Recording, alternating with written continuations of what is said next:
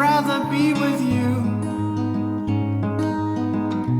I'd much rather be with you. Yeah, I'd much rather. Hello and welcome to the Fibre Tales podcast.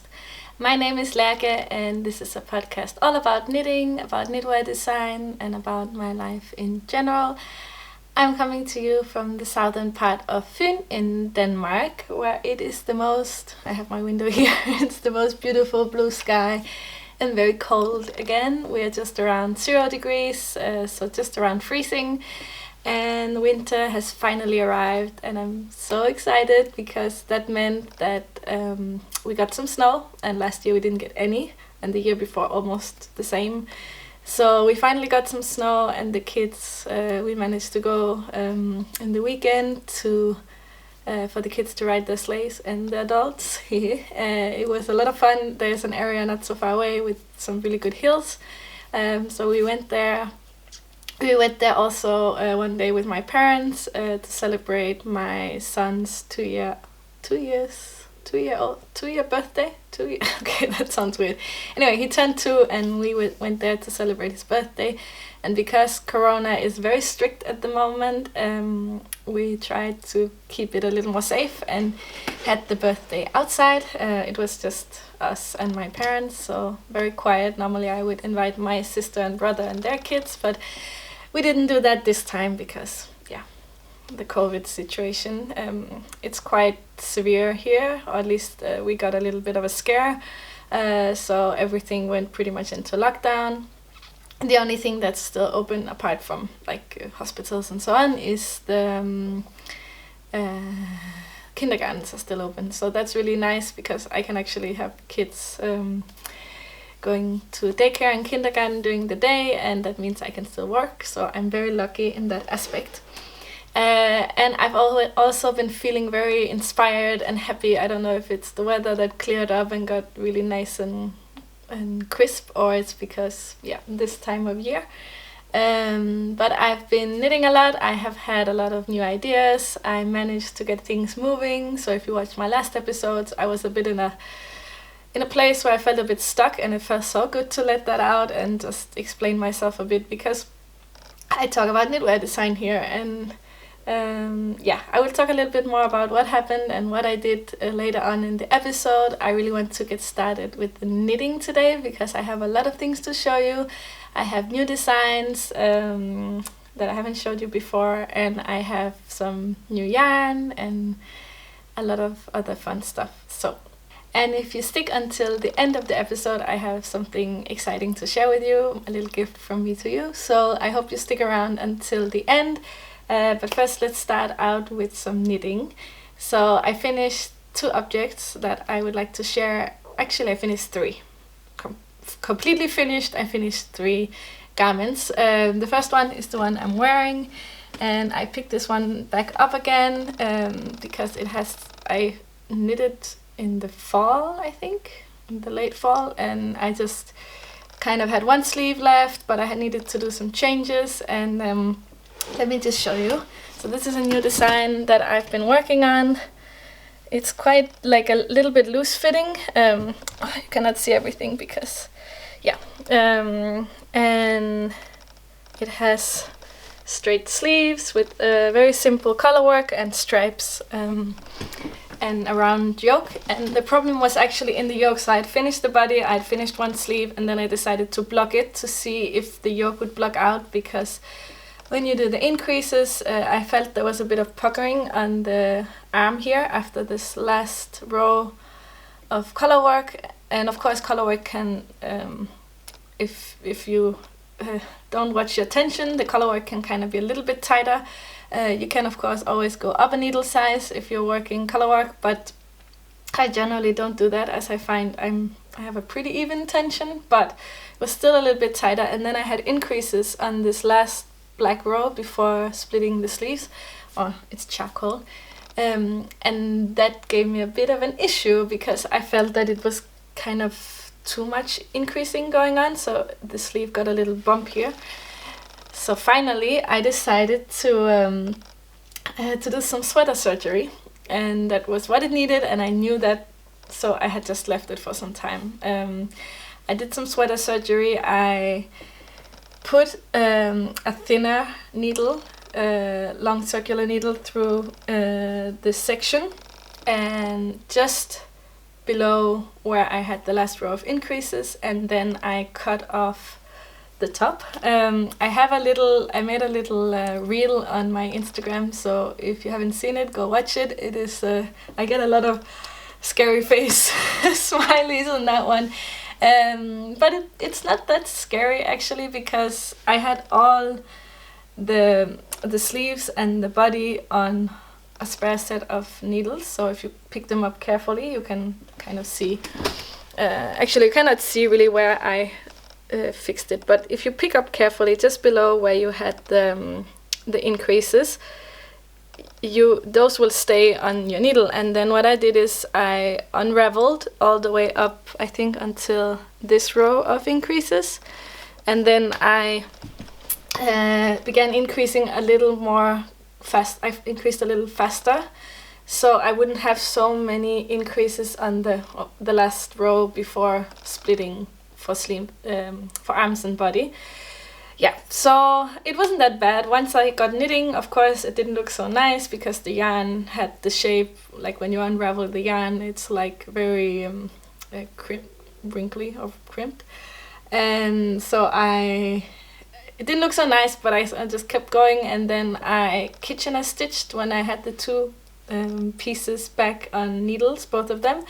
I kitchen stitched it like you would do with a pair of socks. It's just a lot more kitchen stitching, and the only thing that is a bit hard there is that you have to watch your tension when you're kitchen stitching, so it will kind of mimic the tension of the stitch, and that is a bit harder as this one was knit on a size 5. Yeah, I kind of had to watch that, but as I did it on the charcoal round, it's very forgiving. So it worked out perfectly. I blocked it again. I finished the last sleeve. Well, I did that actually before. And then there was one thing I knit like 50 times over because I had made them shorter, and I tried different things, and finally I just admitted to myself that I had to make them longer.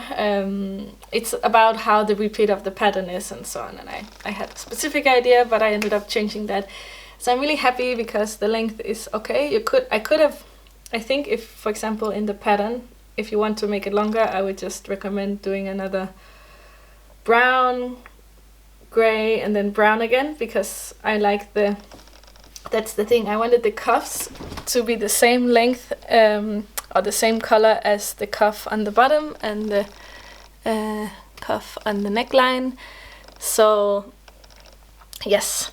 This sweater still doesn't have a name. It was inspired actually by this traditional, I think I'm sorry, I cannot remember the country, and I don't know if they're from a specific country, but they're an African style of baskets, like bags, if you know those bags they're like a basket with a long leather straps, and yeah, that was the inspiration actually for this design. So in my head it's always the basket sweater, but I don't think that sounds very nice, so I probably should come up with a different name that would work a little bit better. I had this in stash for quite some time actually, some years. I had this, I'm going up and down but you cannot see it so well. I had this chocolatey caramel is the color, and this is the rerum Natura Gilliat or Gilliat, I don't know how you say it. And then I had the white one also in my stash, which is Snældan. I think it's the one called 2. So they have the grays come from white, light gray, and so on and so on. So this one is the almost white, but it's gray. It's a little more.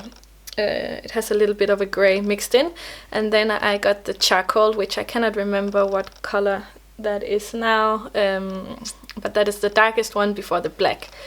So I'm very happy with how it turned out, and as you can see, the stripes kind of alternate between this little colorwork pattern, and it's a very simple colorwork, so I think everyone could do this, and it's quite a simple construction as well.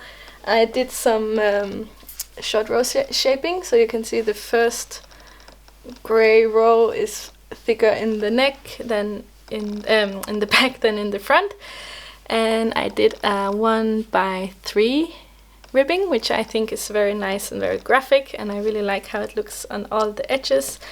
So very simple, and it's so nice to wear. I've been wearing it actually a little bit too much because I haven't taken pictures, so wearing it is a little bit, I don't want to say risk, but of course it will get some wear, and I prefer taking my pictures before I wear the item too much. But I've been wearing it quite a lot. It's very comfortable. It's exactly what I wanted. I wanted something easy to wear, not too tight, but also not too unshapely, and I wanted, yeah, this yarn is just my favorite. Well, both of them. I already have a shawl in the Snældan, so I knew that I really liked how that felt. It's a very plump and very dry yarn.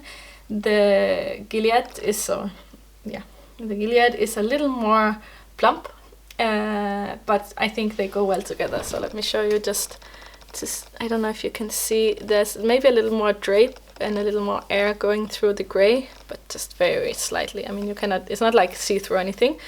And then the Gilliat is very plump, but I know that Snældan has a brown that could be used, but it's a little more brown than caramel brown.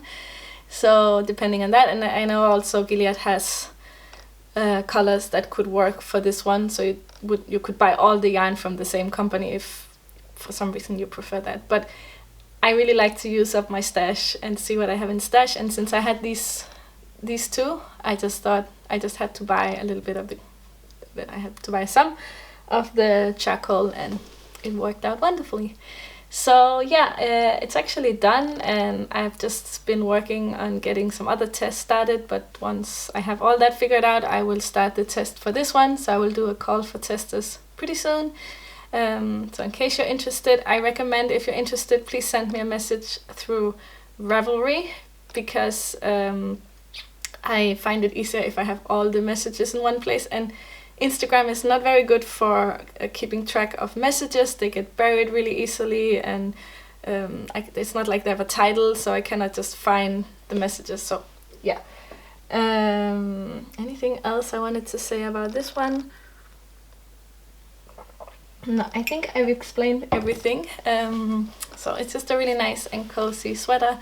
And maybe if you have an idea for a name, let me know. I think I asked one time on Instagram, and I got so many comments that it should call something to do with a picket fence, or like a fence, because of these pattern, but I don't really like that name. That wasn't my inspiration, so yeah, that is maybe not the name I'm gonna choose, but something. If you have ideas, it's always nice to have some help. Because names is, I think it's important to have the right name for a project that you spend so much time on, and a design that I'm gonna put out there. So design number, or the second finished object I have is actually also a new design, but this design is already in testing. And if you follow me on Instagram, where I'm also Fibre Tales, you will have seen some sneak peeks, and pretty much I showed most of it, but I thought I would wait to show the whole full thing until I am here on the podcast. So say hello to my Sniffel shawl. If I can show you everything, well, I'm gonna go into hiding. Hello.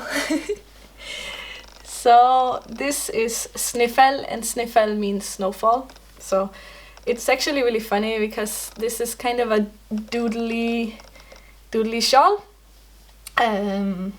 So it is knit in the round, as you might have seen before in my woodlark shawl, and it is a technique or a way to knit it that I kind of came up with myself. It took me a long time to find the right way to work, because I wanted to do colorwork shawls, but colorwork shawls, knitting colorwork back and forth, for me is just a killer. I've seen other colorwork shawls that are knit in the round, but like bottom up, so you just have the motif going in horizontal lines.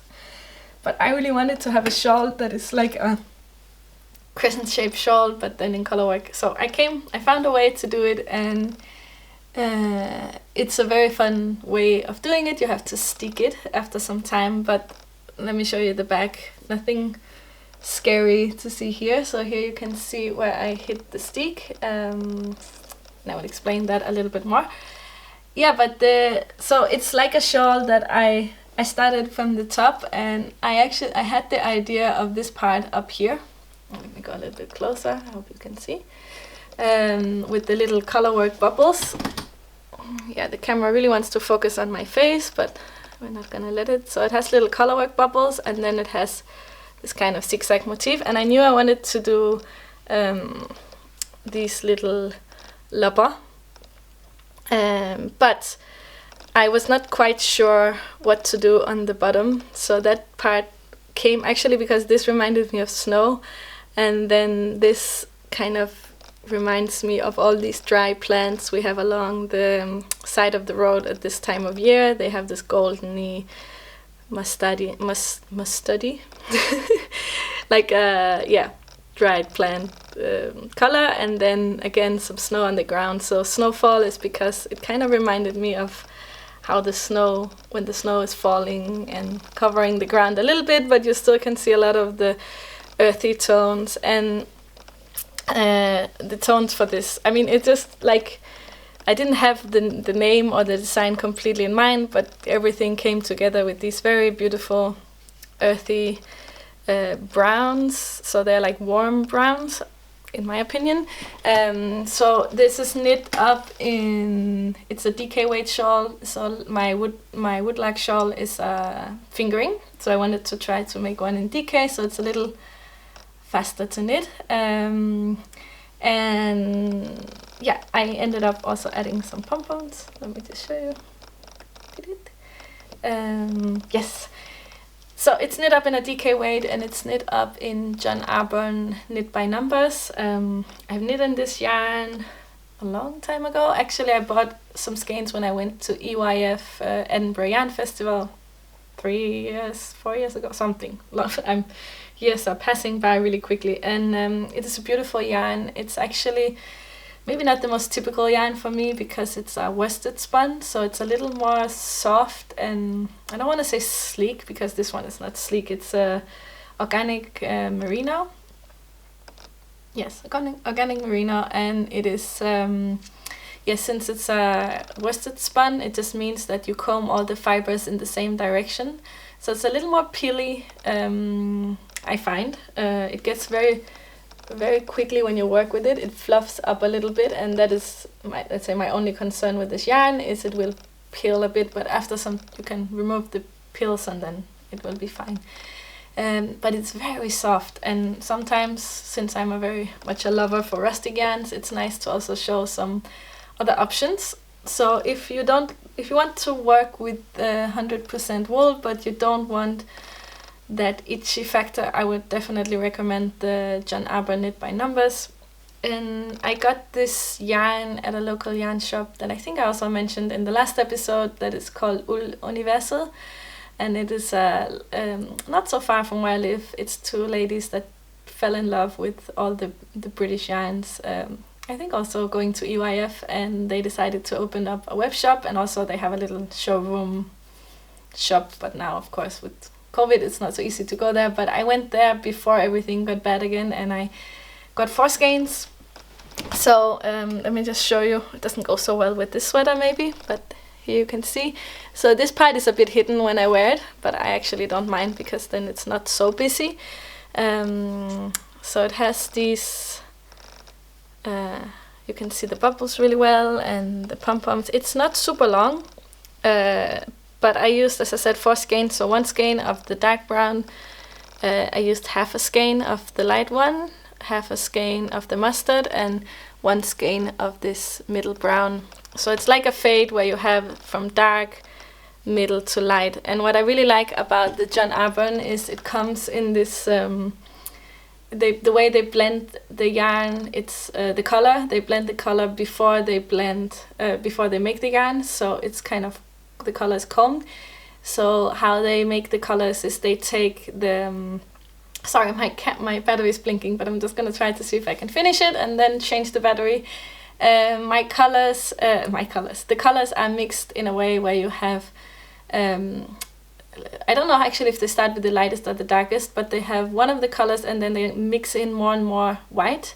So that way, if you see this one has, I don't know, very little white in it, and then they have many colors. I actually think they have some in between as well. So they have, this one has more white, and then again this one has more white, and all the colorways work in this way, so you can get like fades, which I think is very nice. So when I saw this fade of browns, and actually I thought it looked really well with the mustard, which maybe is a combination I wouldn't have picked normally, but I think it works really well with these colors together.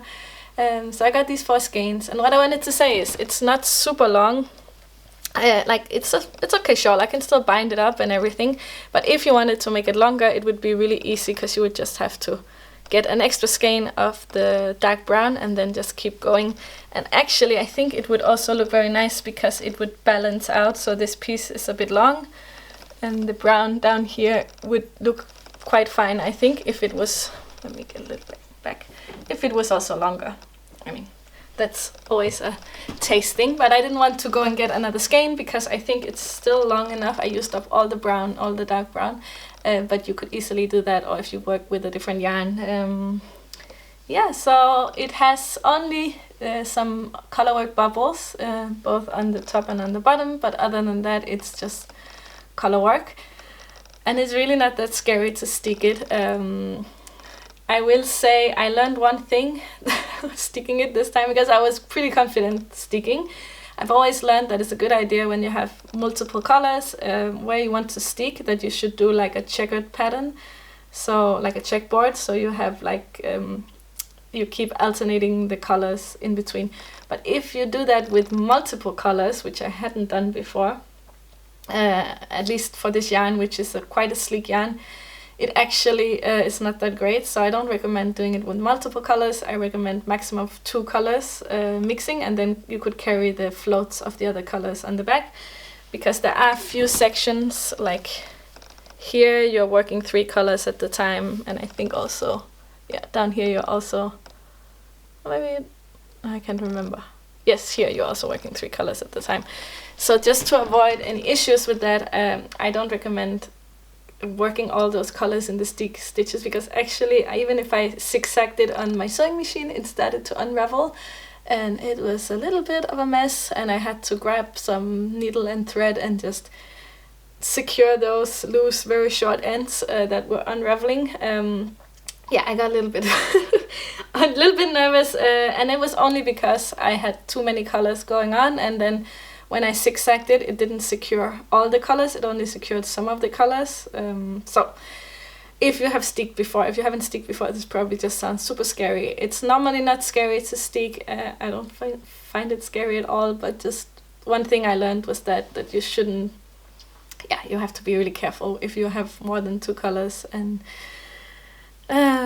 but yeah, I just secure, so it's knit in the round and looks like this before you cut it, so like a flat thing, and then you just zip, zip, zip, zip, zip, zip, zip all the way up, and then you pick up the stitches and knit this little, it's on my face, knit this little band that you sew down, and I knit it in a contrasting color, and I think it looks very nice like this.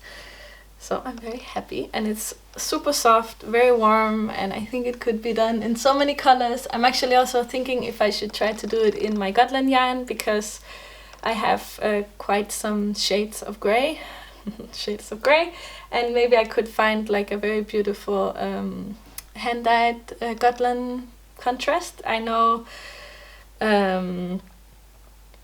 why did that escape my mind? I know, how is she called? Completely gone. I will put it on the screen if I remember, or down below, but there are a few Danish dyers that dye on Gotland yarn the same as I have spun from my parents' Gotland, or like the same thickness, so maybe that would be a fun idea. And yeah, I think it could be really beautiful in many yarns, and I know my testers are working on this in very different colorways than mine, so it's gonna be fun to see once they finish. I know most of them are finishing up, so I think this shawl will be ready for publishing at the end of this week or the beginning of next week, maybe the weekend, something around that. I have to see because I don't work in the weekend, so if I don't get it ready for Friday, it will have to be the next, on Monday. Well, I try not to work in the weekends because I also want to spend time with my kids, and yeah, that's my main focus. So Sniffel shawl, I'm very excited to have it. And just to show you a little bit, I'm not very pretty with I'm not very how should I say, my floats are not necessarily the prettiest, but I think it looks very nice. So I mean, here in the middle, sometimes I catch them, sometimes I didn't, so that's not necessarily the nicest part, but I still think the back is not ugly. So I know someone asked me about with the woodlark, how does the wrong side look when you wear it, but I don't mind if you see. I actually really like the wrong sides of colorwork knitting. So that is that. And those have been two really fun projects to work on. It's been really nice to work on that colorwork shawl because, as I said, it's just like playing for me. I can change the design or come up with the design more as I go, whereas with garments I kind of have to plan it a little more. So I finished the next thing, which I also get a lot of questions about, which is a design I'm doing in collaboration with the yarn company. So they sponsored the yarn, and this is my Morel Sweater, and it's blowing out a little bit the yarn, but there you go. I finally finished both sleeves and bound them off with tubular bind off, both on the cuffs and on the neck. I have talked about this, and I want to wait to talk a little bit more about it once I have, let me see if I can show you a little bit better, once I have the pattern ready. But I'm very excited to have this pattern out, so I just wanted to mention, other than finishing it completely, I have still have a lot of loose ends on the inside, which I'm pretty bad with that. But since I managed to find someone to help me with the grading, I will talk a bit more about that at the end of the episode, but that's something I talked about last time. That was my issue with this one. So I managed to write down the pattern and have it graded, and now it is in testing. So it's I hope to have it done by the 15th of March. So for those interested, it will be a little bit of time before it's done, but this is knit on 4mm needles, so I want to give my testers enough time. It has a lot of details, it has an interesting construction, so if it's ready before, of course I will release it before, but I don't like to rush my testers too much, especially for those larger sizes, as this one has quite a lot of ease. So yeah, but it's such a dreamy, soft thing. The yarn is Cirro, and by the Fibre Company, and it's a mix between merino, Surrey alpaca, which is why it's so fluffy, and cotton, I think. Yeah, so it has like a stronger core. Actually, I do have some of it here, so I can show you. So it's very fluffy, and let's see if the camera will focus on this. It's very fluffy, and it has like a stronger core, so it's not so easy to break, of I think merino and cotton, if I remember correctly. And it is a sport weight, so it's a little more fast to knit up than, let's say, mohair. I think you could hold 2 strands of like a typical lace silk mohair together for the same effect, but I haven't tried it. So I'm excited to see what my testers work this up in. Some of them will also do a more solid version, so not in such a fluffy yarn, but like a more solid yarn. So that will also be very fun to see. And yeah, I don't have more to say about the Morel Sweater. I just wanted to mention that it's in testing, and that it is that it will be out in March, I think. So the Snowfall or Sniffel, it's gonna be Sniffel on Ravelry. So when you search for the name, I will put it down below. The Sniffel shawl will be out in February and then March for that one. This one will probably be out after that, so maybe April. Let's see, this one is quite quick to knit.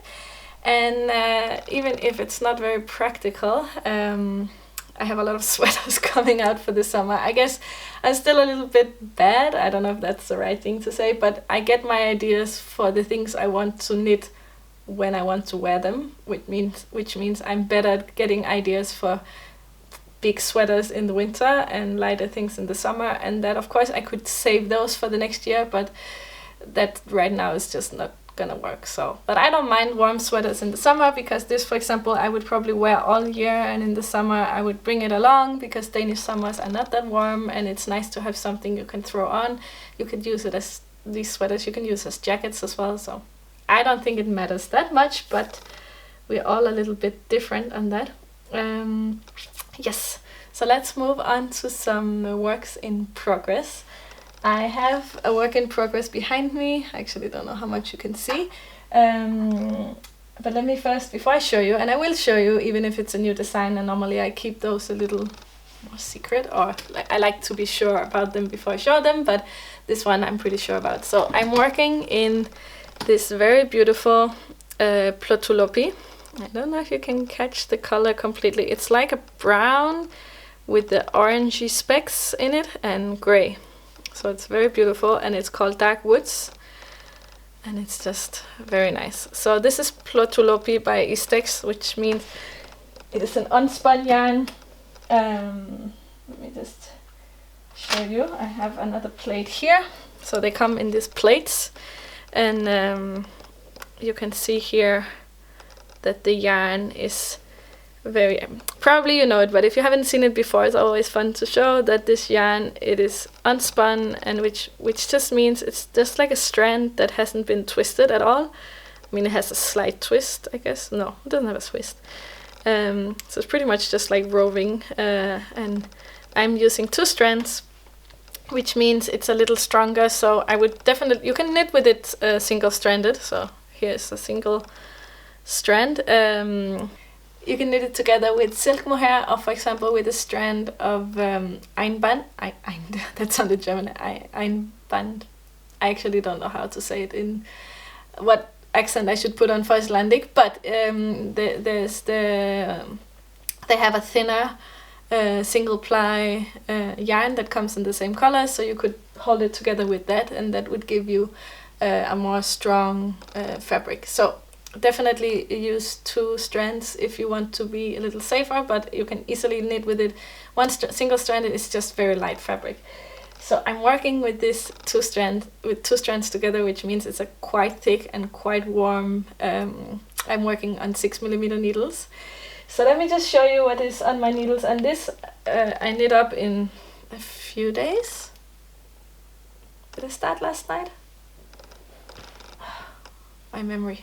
Either 1 or 2 full days. Let me see if I can see what is front and back. Yeah, this is probably the front. So I'm getting up all the time. It's a good exercise to podcast today. So I already made the neckband, even if it's knit afterwards, but I just like to see how it works. And it is a very squishy sweater. I don't know if you can have an idea how, maybe when you look on the inside. So it has 2 strands of Plötulopi, which I didn't say, but it's an Icelandic wool. And it is quite rustic, but I find it not so bad. And I have decided to put these little Loppe in. So Loppe means fleece. I think actually it should be this way around. And when you knit top down, the little one single color work stitches become Loppe, at least in the Nordic knitting tradition. So here it is, and I'm on the sleeves. I started increasing for the sleeves now, and I've checked it fits. It doesn't look, it's hard to see, And actually I have been starting, oh wow, it got a little bit dark here. I've been starting over quite a few times because of the construction. So it's a quite simple fabric you get, but the construction, I wanted it to be perfect. So I like when you have a very simple design that the details are great. And first I actually, so I've been working on this for a couple of days, and this is my first sample. And as you can see, there are a few things I changed. This was not a swatch, but actually this piece I knit over so many times, and I'm a little nervous that the yarn is getting a bit thin in places, especially when you unravel. So unraveling the Plötulopi is a little bit of an issue. It can break when you're doing it, and actually nothing happens when it breaks. You can splice it. Ooh, I think a cloud came. I'm blue. Wow. Let me see if I can fix this, and then the sun will probably be out in a second, and then I have to fix it back. So you can actually just take 2 strands of the Plötulopi and kind of rub them between your hands, and they will merge back together. So it's a very grippy yarn. So I started this one. I knit on this one for I reknit this piece so many times. And then I finally got to, so I shaped the neck, and I finally got to I wanted to increase for the arms, but then I thought, okay, I should try it on. And as you can see, I did how's it called? Knit one right, make one right, make one left increase. And unfortunately, the rate of increasing was, now I'm turning on, yellow. The rate of increasing was a little bit off, so the shoulders are very sloped. And when I tried it on, when I finally put it onto some bigger needles and tried it on, it kind of pushes up because the shoulders are too sloped. So this didn't work, and instead of unraveling it again for the 15th millionth time, that is just how it is when you design. I mean, if you plan really well before you start knitting, maybe you can do this less, but you kind of have to try things out. So I decided to unravel, no, not to unravel this, I just broke the yarn and started over with the other piece. And I have this now, so if I at the end need some extra yarn, I will unravel this and use the yarn, but just I wanted to not keep unraveling and the yarn would get thin and so on. So I started over, and I have this left, so if I need it. And as you can see, I decided to space out the, not my face, thank you, space out the Loppe a little bit more. So here they are more like little dots, and here they're a little more close together. That is, of course, yeah, I just wanted the design to be a little more I don't even know what I wanted it different. That's the word, I don't know. But this is also very warm and thick. As you can see, when you have so many Loppe close together, you get, or like the little dots, you get a lot of strands on the back. So I'm happy about that decision. I will leave that, and if I need it, I will unravel it, and if I don't need it, I don't know if I will ever unravel it. It will be a business expense. So I'm really excited about that. It will be very warm, and as I was saying before, this will probably be ready for summer or spring, but I might keep it until the fall if I find that's nicer. Of course, there are always some people on the other side of the southern hemisphere that needs warm knits when we don't. But actually I could use this as a jacket all year. It will be like a bigger, it doesn't look like it, but it will have quite a lot of ease at the end. So I'm excited to see how that will turn out. And I'm really happy about the fit and the techniques that I managed to get in there. I won't show you everything now because that would be boring. I want to keep some for later, but I love working with this yarn. I would have put a clip in the beginning of how it looks when I knit with the Plötulopi, but it's just, you're forced to kind of keep your tension a little bit more. Sorry, I just realized I'm still really blue. I think next time I record, I will have to not have it on auto white balance because the white balance just went completely crazy. No, doesn't want to make me less blue. Anyways, it's a winter episode, so now I'm blue. Yeah, I just love when I work with the Plötulopi. It's because the yarn is a little more frail, and even if I hold 2 strands of it together, it's still like you have to be careful. For example, when you pull, so I'm pulling from one plate, both from the inside and from the outside. So you cannot just yank the yarn. You have to kind of carefully unravel it from the plate, unravel or like take it out from the plate. Also, especially in the beginning, because if you see now this, oh, and what did I just say? Don't yank the yarn, and I made everything fall. Wow, now I'm yellow again. The sun is coming and going. Yes, so you see now I have a big hole, but when you start out, there's not really a hole at all. So when you try to pull the yarn from the center, you have to open it up a little bit, like squish it around and carefully take it out of the center. But again, if it breaks, you can easily put it back together.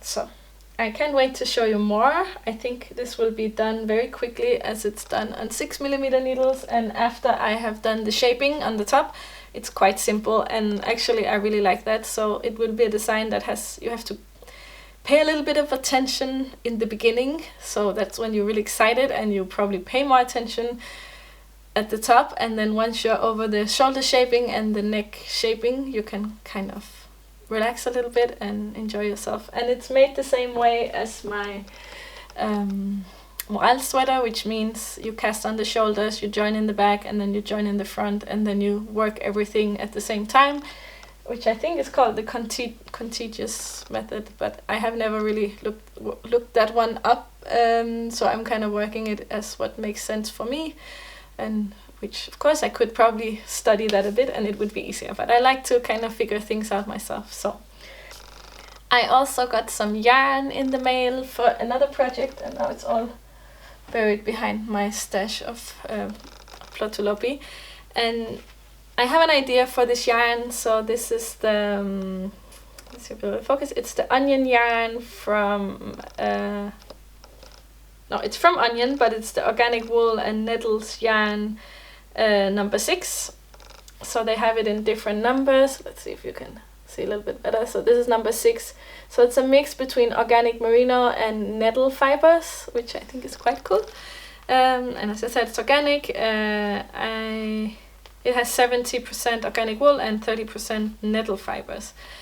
So this yarn, I wanted to try it because I've seen it before in shops, and it's very sleek almost, and has a bit of a sheen, probably from the nettle fibers. And this color is beautiful. It's called Mother of Pearl, or perlemor in Danish. I don't know if that is the name in English as well. It just has the color 625. But it's a very soft yarn, and it gets a very silky finish. And I bought a lot of it. I think I have 9 skeins or something, or balls, but they are 50-gram balls, 80 meters. The thing is, I wanted to make like a beginner-friendly sweater.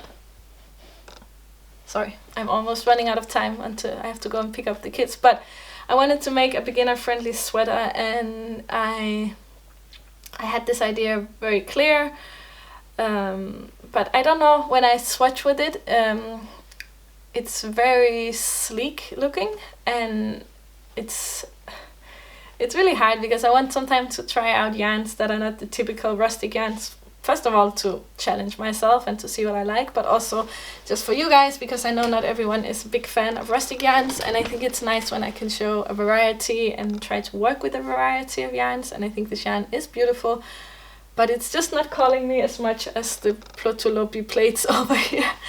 I find those much more interesting. So I will see if it doesn't call. I mean, I can always sell it again, but the idea was to make a beginner-friendly sweater, which is also beginner-friendly soft, because a lot of beginners are not so used to the rustic. Yeah, so that's the idea. Let's see where it goes. Maybe I will just use it for something else if I don't because I think it will be very beautiful. It would be very nice in a, for example, working it as brioche, but brioche is not beginner friendly, so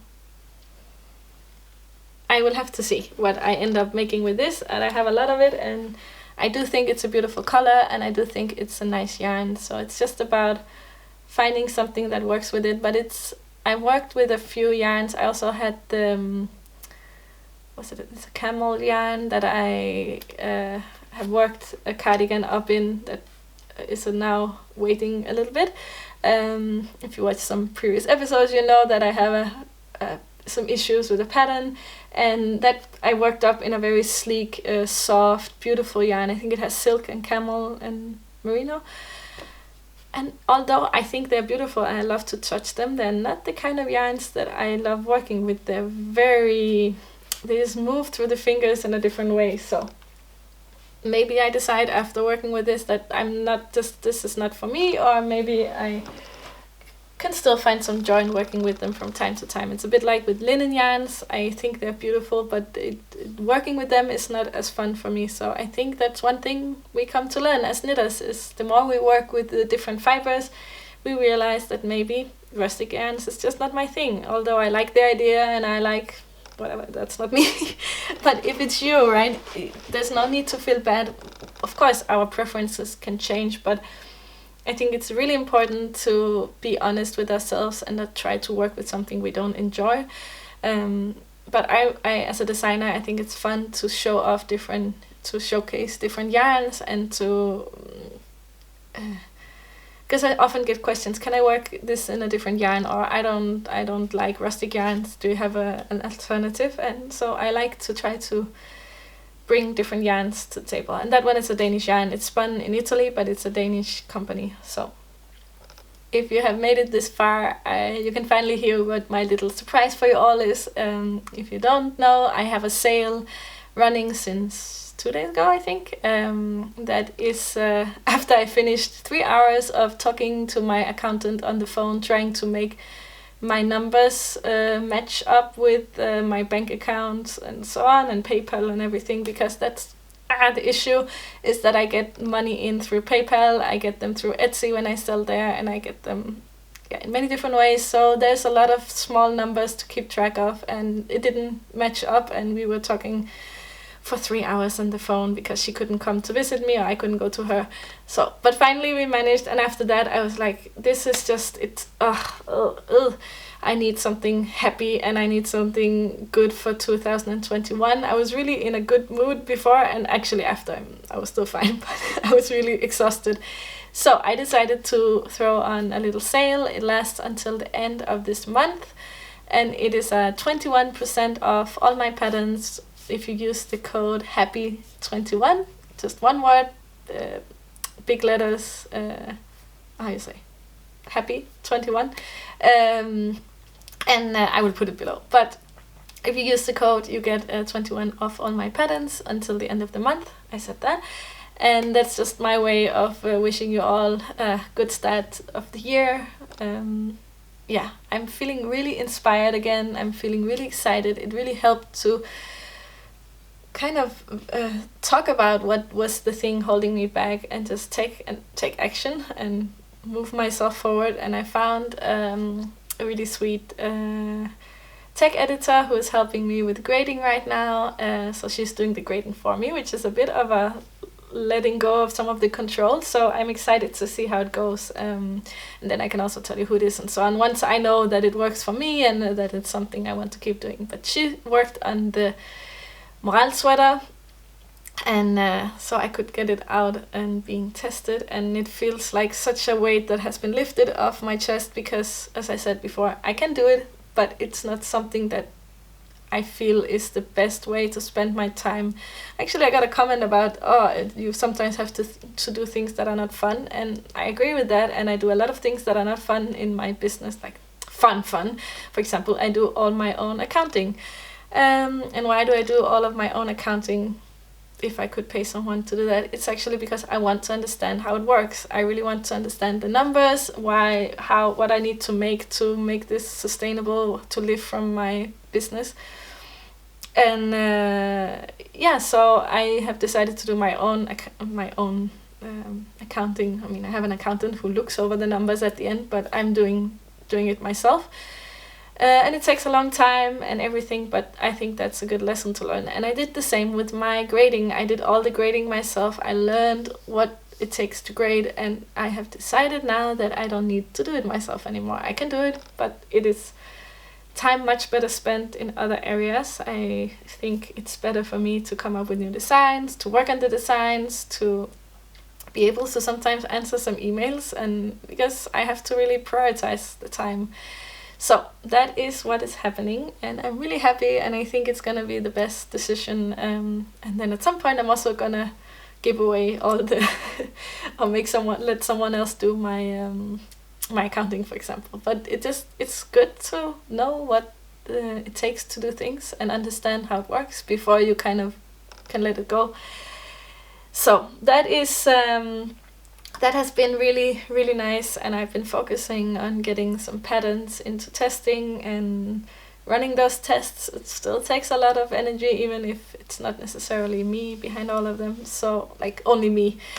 So I've been really happy, and it just felt really nice to get that fixed. And thank you to everyone who wrote me comments last time. It really meant a lot. A lot of you wrote that you would like to help me even if you had no experience with it, and that was so nice. But I felt like I really needed someone who had the experience to work with this, because I didn't have the experience to have a grader on, and I didn't know how it works. So it's nice to have someone who knows how it's done. And also, I don't know if I answered all the comments, because I got a lot of comments in different places. And as it happens, especially if you write me on Instagram, as I said before, the comments get buried really easily, and then I just don't get around to answer them. But I was really happy that so many of you offered support, and I got so many nice and wonderful comments on my last video. One more thing, when we talk about all this, my accounting and so on, I decided to close down my Ko-fi account. So there used to be a link for Ko-fi down below, which if you don't know what it is, it's like you can give a small donation or like a gift of like a thank you for the work I do putting out these videos. Especially there was a time where the YouTube was not giving that much, and it still is not, but it was worse than it is now. But I think it's just an extra thing to add into my account, my numbers when I do my accounts every month. And I try to streamline it a bit because I have so many income revenues. So yeah, I decided to kill that one. But I'm really happy to those of you who have given me coffees over there. And I'm still thinking about if I should try to add a Patreon at some point. But if I add a Patreon, I don't want it to kind of take away the time I have for normal YouTube videos, and I'm afraid it would, since I have a lot of things going on with also my photography business. So I'm still a little nervous to set up a Patreon, and then if I have a busy period, then I won't be able to post anything there, or it means that you won't see me anywhere else, which I think would be a pity. So, because you really want to see me everywhere. No, but I just mean I don't want to start something up if I don't feel like I can offer something nice in return. So I'm still thinking about Patreon. Maybe it will happen at some point. But for now, if you want to support me, the best way is to buy one of my patterns, and you don't have to knit the patterns if you just want to support me, but of course it makes me happy if you want to knit my patterns. So I think that's it for today. I'm talking a little bit fast because time is ticking and I have to go pick up the kids pretty much now. One last thing I wanted to say is I'm really excited to see what happens, because I'm recording on my new camera for the first time. I have two. I have the old and a new, and I used to not use the new. I kept using the old. I don't know, it's somewhere over here. The old camera, but since I just thought it would be fun to see, it's a lot better quality. And of course the camera cut out just the last minute, but what I wanted to say is I hope it's okay. So in case there are any, like it went blue and yellow and stuff, I just have to figure it out because it's a little bit different than the old one, and I don't know how the sound will be until I have it into my computer, the files, and I just really hope I don't have to re-record this. So if the sound is off, I'm so sorry. That's it for me for today. I hope you enjoyed this, a lot of knitting, a lot of chatting, and I'm very excited about this new year. Hopefully things will be a little nicer out in the world again soon. I will talk to you all very soon. I hope you enjoyed watching along, and take care. Happy knitting, and I see you again next time. Bye!